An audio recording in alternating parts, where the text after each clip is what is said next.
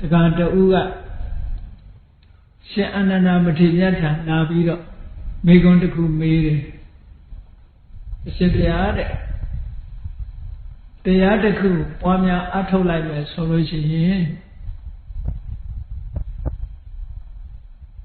Macomede Gilida Adwari le Kunkansi. Malumya did say, however, Lumya Twan.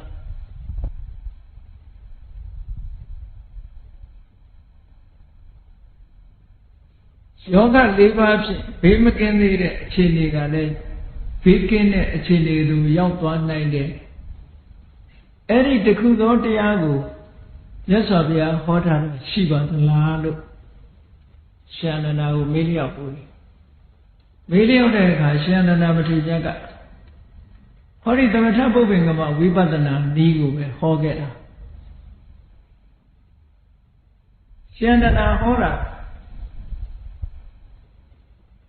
A ginger Hora Chido, where are your neck of a Tado Sura, Roma?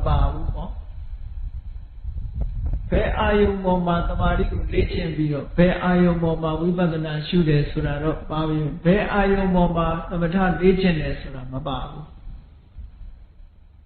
Mababu Sura, Ari, Mego made it the Garnaway. The Matan Jensen, Dishi Nala Vida Chilau. Era Jamu, Shananaga. She then looked, she beat it, Kama. The Mata Ayu the Kugunet.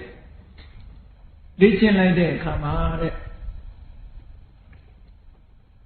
Do the Yesayha, Ditchin like that, Kama, Yogi Bogu Yesayha.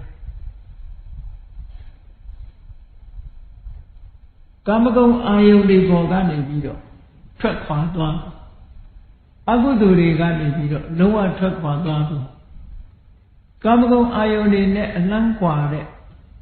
Kamago Ayoni net, Titri move machine, cannot guard it. The Mari saw out the new yard. Any the Mari saw out the new Suda. But Mazango Biora.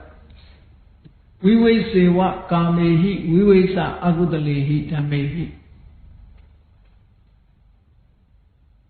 Tawi Dekan, Tawi Saran, we will got some pity to come, but a manzana, but Mesa we had a thing.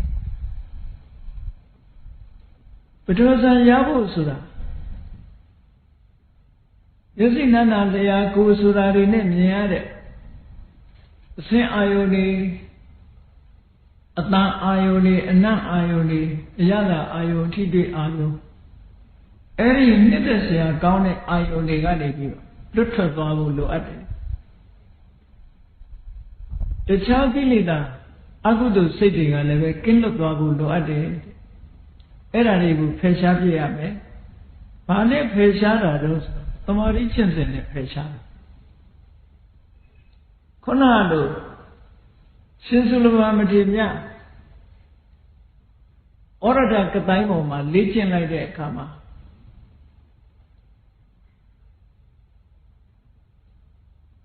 Kamago Ayuni Boma knitted to Dare, Kamaga, Dutware. Kamaga, Dutwara, net to Jade. Toda Sare, Liverna Diadiga, and Dutware. Suluraga, we see one Kamahi, we saw Agudali, Tamahi, Lusura. Did they say Ayuni Boma knitted to Musure Santa Mashiro? To Ione never the video. Machina Musure, Javara, let me see the Ayo Boma Transo needed, Tina made us around, let me see the Ayo Boma Matine Mene. Say January, the Ajamu can be, say Pula Musurari, let me see the To Ayo Boma Dania, Chinny Sura, let me see the Soduraga, we were not the young Gavaha. The Mari song on it, Pesha till I did. And look, Pesha till I did come.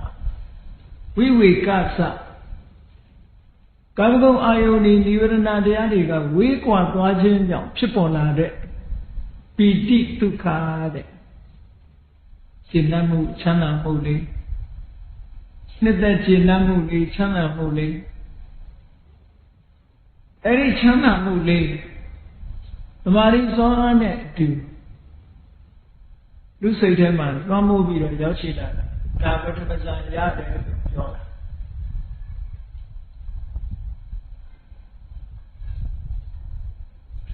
အဲ့ဒီကိလေသာတွေနိဝရဏတရားတွေကဖယ်ရှားလိုက်တဲ့အာယုန်လေးပေါ်မှာတွေးနေတဲ့ဝိတက်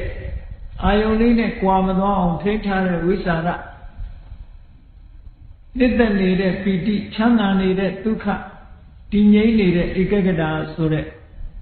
ဒီဇန်အင်္ဂါ၅ပါးနဲ့ဖွဲ့စည်းထားတဲ့ပထမဇန်အဆင့်ကိုရသွားတယ်အဲ့ဒီပထမဇန်အဆင့်ကိုရပြီဆိုလို့ရှိရင်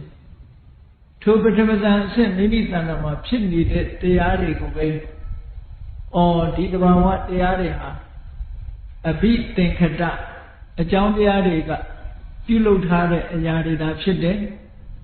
အဘိသင်္စေတိဣတစိတ်ဆော်ပြီးတော့ပြုလုပ်ထားတဲ့အရာတွေဒါဖြစ်တယ်အနိစ္စခရဓမ္မဖြစ်ပြီးရင်ပြတ်သွားပြီးမမြဲတဲ့သဘောတွေပျက်စီးတတ်တဲ့သဘောတွေဒါဖြစ်တယ်လို့ဝိပဿနာဉာဏ်ဖြင့်ရှုမြင်သုံးသပ်လိုက်တဲ့အခါမှာတဲ့အဲ့ဒီလိုအနိစ္စကိုဥတည်ပြီးတော့သုံးသပ်လိုက်တဲ့အခါမှာသောတပတ္တိမဲ့သောတပတ္တိဖို့သဂရဂါမိမဲ့သဂရဂါမိဖို့ဆိုပြီးတော့အနာဂါမိမဲ့အနာဂါမိဖို့လို့ဆိုပြီးတော့မက်ဖို့အစဉ်စဉ်ရသွားတယ်အဲ့ဒီလိုရသွားတဲ့အချိန်မှာယမယခာမိမိရထားတဲ့ဝိပဿနာဉာဏ်အဆင့်လေးပေါ်မှာကျင့်တတ်နေတာလေးဟာတွေ့တာနေတယ်လို့ဖြစ်တယ်ပေါ့ကိုရထားတဲ့ဝိပဿနာဉာဏ်လေးကိုအစစ်မမြင့်မဲနဲ့လက်ရှိအနေထားလေးကိုကျင့်တတ်နေတယ်ဆိုလို့ရှိရင်ဓမ္မရာဂဓမ္မနန္တိဝိပဿနာအပေါ်မှာကျင့်တတ်နေမှုဝိပဿနာအပေါ်မှာတွေ့တာနေမှုကလေးမကင်းသေးလို့ရှိရင်နဲ့အနာဂတ်အဆက်အဲ့ဒါလေးကိုကြော်လွှားနိုင်လို့ဝိပဿနာဉာဏ်ကိုအမြင့်ဆုံးအဆင့်ထိအောင်ရှုလိုက်နိုင်ပြီဆိုလို့ရှိရင်တော့ဉာဏ်နာပုဂ္ဂိုလ်ဖြစ်သွားနိုင်တယ်လို့အဲ့ဒီကျင့်စဉ်ကိုလည်းပဲမြတ်စွာဘုရားဟောကြားခဲ့တာပါလို့ရှင်အနန္ဒာကသမထပုဂ္ဂိုလ်ကမှဝိပဿနာနည်းစနစ်တစ်ခုပထမဇန်ကနေပြီးတော့ဝိပဿနာကျင့်ပုံနည်းစနစ်ကိုဟောပြီးအဲ့ဒီတိုင်းနဲ့ဒုတိယဇန်ရောက်တဲ့အခါကျတော့ဒုတိယဇန်မှာခုနကပြောတဲ့ဝိတက်တို့အာယုန်နဲ့စိတ်နဲ့တွေ့ပြီးနေတဲ့အာယုန်ကိုစိတ်ကိုအာယုန်ပေါ်တင်ပေးနေတဲ့ဝိတက်စိတ်နဲ့အာယုန်ကိုအမြဲတမ်းထိပ်ပေးနေတဲ့ဝိสารဆိုတာဖယ်ရှားပြလိုက်နိုင်တယ်ဖယ်ရှားပြလိုက်ပြီးတော့တမာရီစွမ်းအားတွေတိုးမြင့်လိုက်တဲ့အခါမှာတမာရီစွမ်းအားကမြင့်တက်လာသည့်အတွက်ကြောင့်တမာရီစွမ်းအားကြောင့်ဖြစ်ပေါ်လာတဲ့ပိဋိဒုက္ခလေးနဲ့ယက်တည်လိုက်တယ်ဝိတဝိสารမပါဘဲနဲ့တမာရီစွမ်းအားကြောင့်ဖြစ်ပေါ်လာတဲ့တမာရီအရှိန်မြင့်လိုက်လို့ဖြစ်ပေါ်လာတဲ့ပိဋိဒုက္ခနဲ့ယက်တည်လိုက်တယ်ဆိုတာဒုတိယဇန်အဆင့်ကိုရောက်သွားတာပဲအဲ့ဒီဒုတိယဇန်မှာရှိတဲ့တရားဓမ္မတွေကိုလည်းပဲဒါတွေဟာအကြောင်းကြောင့်ဖြစ်ပေါ်လာတဲ့တရားတွေပဲလို့ဆင်ခြင်သုံးသပ်တယ်ထိုတရားတွေရဲ့တာမညလက္ခဏာဆိုတဲ့မမြဲတဲ့သဘောကိုရှုမှတ်တယ်ဒါဝိပဿနာပဲကူးတာပဲဝိပဿနာပဲကူးလိုက်တဲ့အခါခုနလိုသောတာပန်ဖြစ်တယ်သဂရဂံဖြစ်တယ်ဝိပဿနာဉာဏ်ကိုအစစ်မမြင့်မဲနဲ့ကျင့်တတ်နေသေးလို့ရှိရင်တော့အနာဂံအစစ်မှာပဲရပ်သွားတယ်မကျင့်တတ်ဘူးထပ်ပြီးတော့တိုးမြင့်လိုက်ပြီဆိုရင်တော့ယဟန္တာအစဉ်ရောက်သွားနိုင်တယ်ဒါလည်းပဲ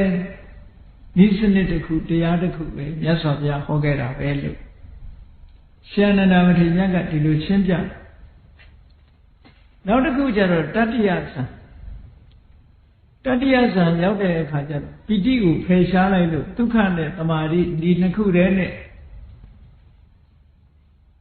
ထိုဒုက္ခကိုတောင်မှပဲမဲ့မဲ့မောမောမရှိတော့ပဲနဲ့တမာတိစွမ်းအားတွေကောင်းလာအဲ့ဒီတမာတိစွမ်းအားတွေကောင်းလာလို့စိတ်တည်ငြိမ်မှုလေးတွေရလာအဲ့ဒီတည်ငြိမ်မှုတမာတိစွမ်းအားပေါ်မှာတတိယဇန်အဆင့်ကိုရောက်လို့ထိုတတိယဇန်မှာပါဝင်တဲ့သဘာဝတရားတွေကိုဝိပဿနာတင်ပြီးတော့ရှုလိုက်တဲ့အခါမှာဒီပုဂ္ဂိုလ်ဟာလည်းပဲမဲ့ဖို့တွေအစဉ်စဉ်ရပါတယ်ဝိပဿနာဉာဏ်ကိုအစစ်မမြင့်ဘူးဆိုလို့ရှိရင်အနာဂတ်အဆင့်လောက်ပဲရှိပြီးအစစ်မြင့်လိုက်နိုင်လို့ရှိရင်တော့ယဟန္တာပုဂ္ဂိုလ်ထီအောင်ဖြစ်သွားနိုင်တယ်လို့ဒါလည်းပဲမြတ်စွာဘုရားဟောခဲ့တဲ့နိလန်တစ်ခုပဲဒါကတတိယဇန်ကနေပြီးတော့ဝိပဿနာကူးတဲ့နည်းကိုဟောတာတခါစတုတ္ထဇန်ကနေပြီးတော့ဝိပဿနာကူးတဲ့နည်းစတုတ္ထဇန်ကြတော့ဝမ်းသာတာတို့ဝမ်းနေတာတို့ဆိုတာလုံးဝမရှိတော့ဘူးခံစားမှုတွေဒုက္ခဆိုတာလည်းမရှိဘူးဒုက္ခဆိုတာလည်းမရှိတော့ဘူးအလုံးဟာချုပ်ငြိမ်းသွားပြီတည်ငြိမ်တဲ့ခံစားမှုကြောင့်ဖြစ်ပေါ်လာတဲ့အလွန်စင်ကြဲနေတဲ့သမာဓိစွမ်းအားအဲ့ဒီသမာဓိစွမ်းအားနဲ့ယက်တိလာနိုင်တဲ့ဇံဟာအမှန်တန်အရှင်းမြင့်တဲ့ဇံဖြစ်တယ်အဲ့ဒီဇံတရားကိုလည်းပဲသင်္ခါရတရားအဖြစ်ရှုမြင်သုံးသပ်ပြီးအနိစ္စအဖြစ်ရှုမြင်သုံးသပ်လိုက်တဲ့အခါမှာဝိပဿနာဉာဏ်အစဉ်စဉ်တက်ပြီးတော့သွားတယ်ဝိပဿနာဉာဏ်ပေါ်မှာတွေ့တာမှုလေးခြေနှက်မှုလေးရှိနေသေးလို့ရှိရင်တော့အနာဂတ်အဆင့်ပဲဝိပဿနာပေါ်မှာတွေ့တာမှုတွေလုံးဝကင်းစင်သွားပြီဆိုလို့ရှိရင်တော့ယဟန္တာအဆင့်ထိအောင်ရောက်သွားပြီလို့စတုတ္ထဇန်ကနေပြီးတော့ဝိပဿနာကူးပုံမြတ်စွာဘုရားဒီလိုဟောထို့တူပဲနောက်တစ်ခါဗြဟ္မဝိဟာရ၄ပါးနဲ့လည်းပဲရှင်အနန္ဒာကနိလန်ပေးနံပါတ်1မေတ္တာဘာဝနာပွားမယ်တတ္တဝါတွေအားလုံးပေါ်မှာအယမျက်နှာတစ်ခုမှရှိတဲ့တတ္တဝါဖြစ်စေအယမျက်နှာနှစ်ခုမှရှိတဲ့တတ္တဝါဖြစ်စေအယမျက်နှာအားလုံးမှာရှိတဲ့တတ္တဝါတွေဖြစ်စေအထက်ရမှာရှိအောက်ရမှာရှိထိုတတ္တဝါတွေအားလုံးပေါ်မှာယံကင်းတဲ့စိတ်ကျေပြန့်တဲ့မေတ္တာစိတ်ထားပြီးတော့မေတ္တာဇံပွားများအားထုတ်လိုက်တယ်အဲ့ဒီလိုပွားများအားထုတ်ပြီးထိုဇံကထားတဲ့ထိုဇံမှာရှိတဲ့သဘာဝတရားတွေကိုဝိပဿနာဖြင့်ရှုမြင်သုံးသပ်လိုက်လို့ရှိရင်ခုနလိုပဲမလေးပါဖို့လေးပါရရှိနိုင်တယ်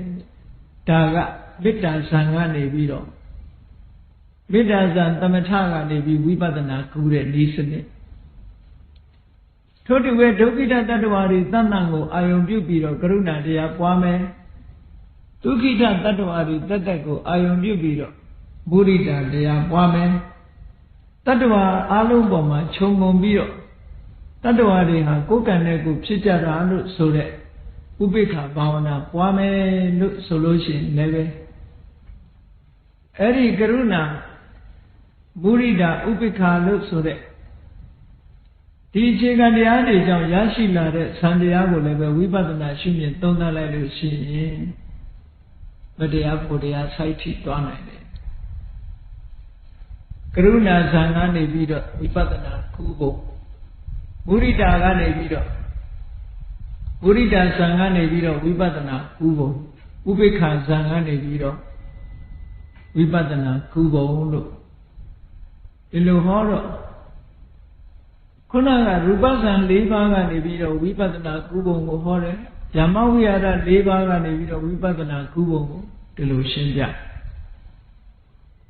နောက်တစ်ခါဒီတဲ့အစင်းမြင့်တဲ့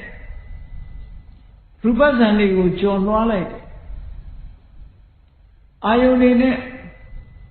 မျက်စိနာနာလျာကိုယ်လို့ဆိုတဲ့ဓာရတွေနဲ့အာယုန်တွေနဲ့ထိခိုက်မှုကင်းပြီးတော့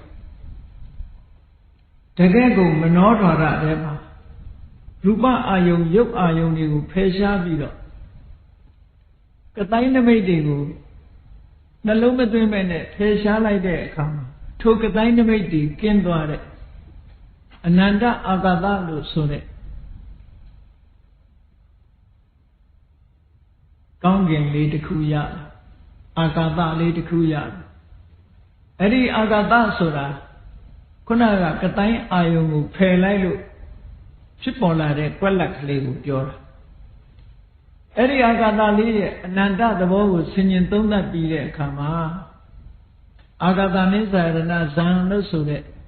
အမတန်အဆင့်မြင့်တဲ့အရူပဇံသမာဓိမျိုးကိုရသွားအဲ့ဒီအရူပဇံဟာဥပိ္ပခာနဲ့သမာဓိဒီနှစ်ခုတည်းရှိတာဖြစ်သောကြောင့်သမာဓိစွမ်းအားဟာအလွန်ထက်တယ်ပေါ့ကတိုင်းပေါ်မှာယက်တည်နိုင်တဲ့စိတ်ဆိုတာကတိုင်းအာယုံရှိနေသည့်အတွက်ကြောင့်မိယာရှိနေသလိုရှိပေါ့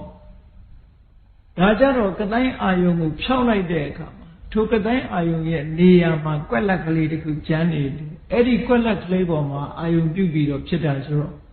ပို့ပြီးတော့တိမ်မွေးလာတဲ့စိတ်အနေထားတစ်ခုပေါ့အဲ့ဒီလိုအာဂသနိစ္စရဏဇံရလာပြီးတဲ့နောက်မှာအာဂသနိစ္စရဏဇံကိုပဲဝိပဿနာဉာဏ်နဲ့ရှုမြင်သုံးသပ်လိုက်လို့ရှိရင်ဘယ်လေးပါးဖို့လေးပါးရရှိသွားနိုင်တယ်။ဩပထမအရူပဇံကနေပြီးတော့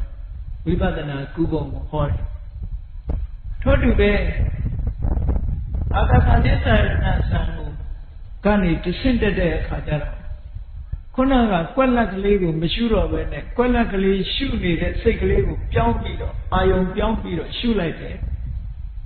ကွက်လက်ကလေးကနေပြီးတော့ကွက်လက်ကလေးကိုအာယုံပြုတဲ့စိတ်ကိုပြောင်းပြီးတော့ကမ္မထာအာယုံတစ်ခုသုံးချလိုက်တဲ့အခါကျတော့ဒုတိယအဆင့်ဖြစ်တဲ့ဝိညာဉ်နိစ္စရဏဇံဆိုတာရလာတယ်ပေါ့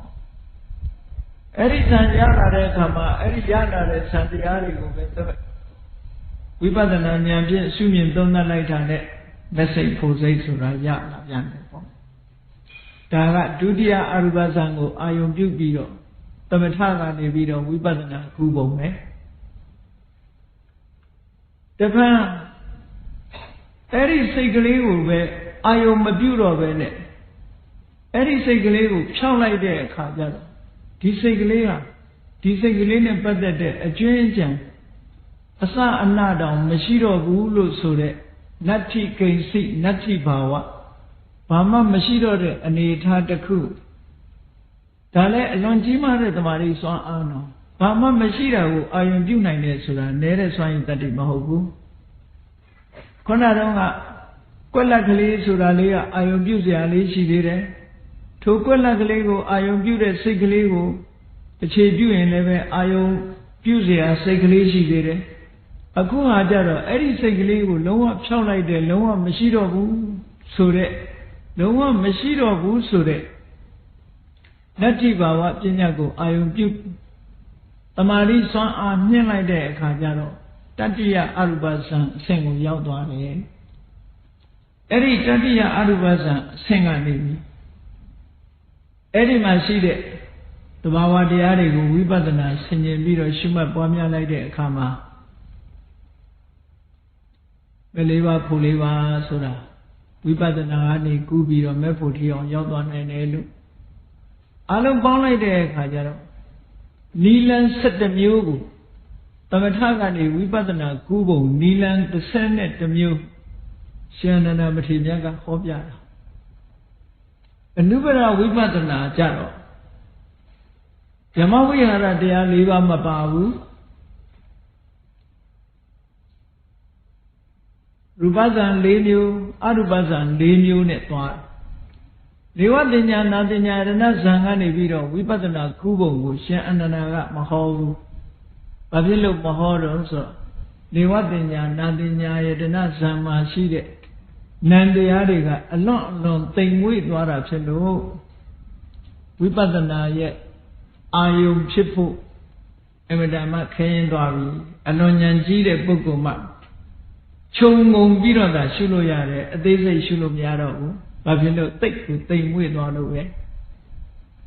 ရှင်သာရိပုတ္တရာတို့လိုအလွန်ဉာဏ်ထက်တဲ့ပုဂ္ဂိုလ်တောင်မှပဲအနုမာနနဲ့ရှုရတဲ့အနေအထားမျိုးရောက်သွားတယ်ဒါကြောင့်မို့တာမန်ပုဂ္ဂိုလ်တွေရှုဖို့မဖြစ်နိုင်တဲ့အတွက်ကြောင့်ဒေဝတညာနာတညာရဏဇံကနေပြီးတော့ဝိပဿနာကူးတာကိုရှင်အနန္ဒာကဒီသုတ္တံမှာမဟောဘူးအလုံးပေါင်းလိုက်တဲ့အခါကျတော့ရူပဇံ၄ပါးကနေပြီးတော့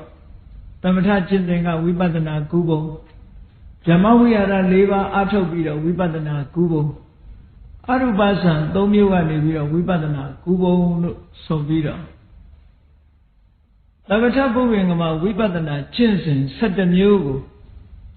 ရှင်အနန္ဒမထေရမြတ်ကအထက်ကမြို့သားတကာကြီးကိုရှင်းလင်းပြီးတော့ဟောကြားလိုက်တယ်အဲ့ဒါလို့ဟောကြားလိုက်တဲ့အခါမှာအဲ့ဒီတကာကြီးကအလုံးကိုဝန္တာအာရခြေနှက်သွားသူလိုချင်တာဧကောဓမ္မောနီလန်တစ်ခုလိုချင်တယ်သို့တော်ရှင်အနန္ဒာကနီလန်7မျိုးထိအောင်ပြည့်ပြည့်စုံစုံကြီးဟောပေးလိုက်တော့ဘယ်လမ်းကပဲသွားရောက်နိုင်နိဗ္ဗာန်ဝင်ပေါက်နိဗ္ဗာန်ဝင်ဖို့တကားကြီး7ပေါက်ဖွင့်ပေးလိုက်တယ်လို့ပဲဘယ်တကားကဝင်နိဗ္ဗာန်ကိုဝင်နိုင်တာတွေကြီးပဲဒါကြောင့်မို့အဲ့ဒီတကားကြီးကဝမ်းမြောက်ဝမ်းသာဖြစ်ပြီးတော့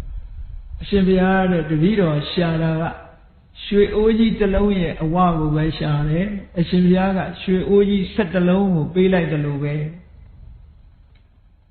နိဗ္ဗာန်ဝင်ဖို့တကားပေါက်ကြီးတခုရှာတာအရှင်ဘုရားကနိဗ္ဗာန်ဝင်ဖို့တကားပေါက်ကြီး7ခုတောင်ဖွင့်ပေးလိုက်တယ်အလွန်မဲ့ဝမ်းသာစရာကောင်းပါပါတယ်ဗျာလို့စိတ်ထဲမှာကျဉ်တ်ပြီးတော့ရှင်အနန္ဒမထေရမြတ်ကိုအရှင်ဘုရားတဲ့ဆရာဆိုလို့ရှိရင်ဆရာအတွက်အာသရိယဓနဆရာကိုပူဇော်တယ်ကျေးဇူးဆက်တယ်ဆိုတာလှူလေးရှိတယ်လောကအရှင်ဘုရားကိုလည်းတပည့်တော်ဆရာအနေနဲ့ပူဇော်ကြောပါရစေဆိုပြီးတော့ရှင်အနန္ဒာကိုသင်္ကန်းလှူပြီးတော့ကျောင်းပေါင်း900ဆောက်လုပ်ပြီးတော့လှူဒန်းတယ်တဲ့အဲ့ဒီတုတ်တန်ဟာအင်္ဂုတ္တရနိကေမှာလည်းပါတယ်ဝိဇ္ဇိမနိကေမှာလည်းပါတယ်ပေါ့ဒီစနစ်ဟာသမထပုဗ္ဗင်္ဂမဝိပဿနာပဲဖြစ်တယ်ဒါကြောင့်မို့တရားချစ်ခင်သူတော်စင်ပြိဿပေါင်းတို့သမထကျင့်စဉ်တစ်ခုကိုအောင်မြင်ပေါက်ရောက်အောင်ကျင့်ရဖြစ်စေသို့မဟုတ်အောင်မြင်ပေါက်ရောက်ခံအနီးနားရောက်သွားတဲ့ဥစ္စာရဲ့သမာဓိအဆင့်မှာပဲဖြစ်စေသမာဓိစွမ်းအားကိုသုံးချပြီးတော့ဝိပဿနာဉာဏ်ဖြစ်အောင်ထိုရှုမှတ်နေတဲ့ရှုမှတ်ဖွယ်ရာတရားများကိုထိုမိမိရှုမှတ်ထားတဲ့တဘာဝတရားနဲ့ဆက်ဆိုင်တဲ့ဆိုပါစို့ဇံဆိုလို့ရှိရင်လည်းပဲဇံထဲမှာပါဝင်တဲ့တဘာဝတရားတွေတမာရီကျင့်စဉ်ကိုကျင့်နေတယ်ဆိုရင်လည်းတမာရီကျင့်စဉ်ထဲမှာရှိတဲ့တဘာဝတရားတွေကိုပြန်လီသုံးသပ်ဆင်ခြင်ခြင်းဖြင့်အနိစ္စဒုက္ခအနတ္တဆိုတဲ့လက္ခဏာရင်ဆင်ခြင်သုံးသပ်ခါဝိပဿနာဉာဏ်အဆင့်ကိုရောက်လို့ဝိပဿနာဉာဏ်ရင့်တတ်ပြီဆိုလို့ရှိရင်မလေးပါဖို့လေးပါဆိုတာရရှိကြမှာဖြစ်တဲ့ဝိပဿနာဉာဏ်မသွားဘဲနဲ့မက်ဖို့ရောက်တယ်ဆိုတာမရှိနိုင်ဘူးတဲ့ဝိပဿနာဉာဏ်ရင့်တာနဲ့တပြိုင်နက်ဝိပဿနာဉာဏ်ကနေပြီးတော့မက်စိတ်ဖို့စိတ်ကိုဖြစ်ပေါ်စေတယ်မက်စိတ်ဖို့စိတ်မဖြစ်ပေါ်ဘဲနဲ့နိဗ္ဗာန်ကိုဘယ်သူမှမမြင်နိုင်ဘူးနိဗ္ဗာန်ကိုဘယ်သူမှမျက်မှောက်မပြုနိုင်ဘူးဒါကြောင့်မို့နိဗ္ဗာန်ကိုမျက်မှောက်ပြုဖို့ဆိုတာမိမိတို့တဏ္ဍာမှာမက်စိတ်ဖို့စိတ်ဖြစ်ပေါ်ဖို့လိုအပ်ပါတယ်တဲ့ဒါကြောင့်မို့နီလန်7တွယ်တွေကကြိုက်ရာနီလန်သို့မဟုတ်အမတ္တ द्वार နိဗ္ဗာန်ကိုဝင်ဖို့တကားပေါက်ကြီး7ပေါက်ရှိတဲ့ထဲကကြိုက်ရာတကားပေါက်ကနေပြီးတော့ဝင်ရောက်ပြီးဒုက္ခခတ်သိမ်းချုပ်ငြိမ်းရမှာမြတ်နိဗ္ဗာန်တို့တရားချစ်ခင်သူတော်စင်ပြိဿတို့ဝင်ဆံကတန်တိဒုက္ခဆိုတဲ့ချမ်းသာဒုက္ခကိုယ်စီကိုယ်ငါရကြပါစေလို့ဆုတောင်းရင်တရားနေကုန်းချုပ်ပါတယ်